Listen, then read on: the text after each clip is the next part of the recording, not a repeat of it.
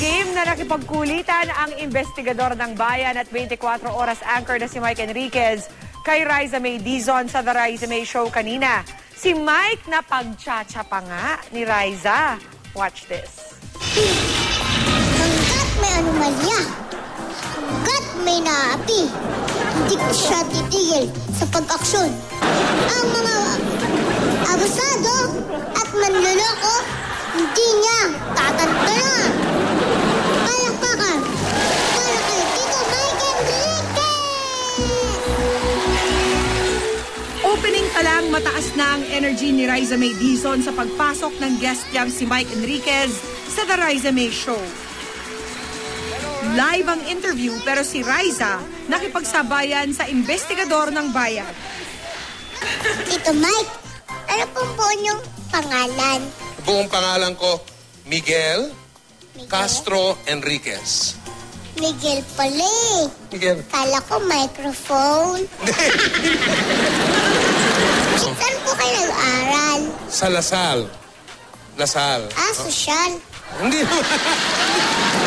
Hindi. Ikaw, nag-aaral ka na ba? Opo. Oh, okay. Saan ka nag-aaral? Pang hindi mayaman.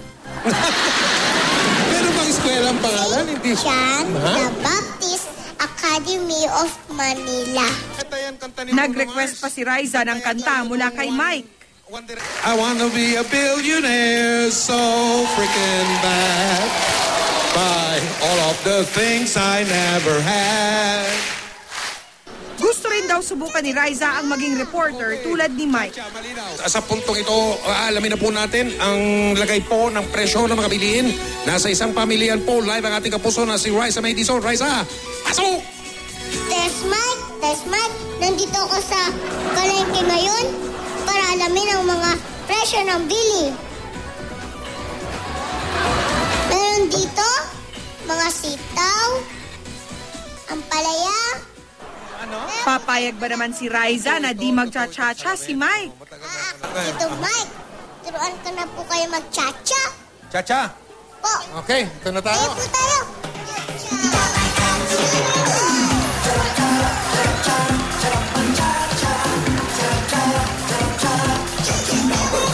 Balik niyo po.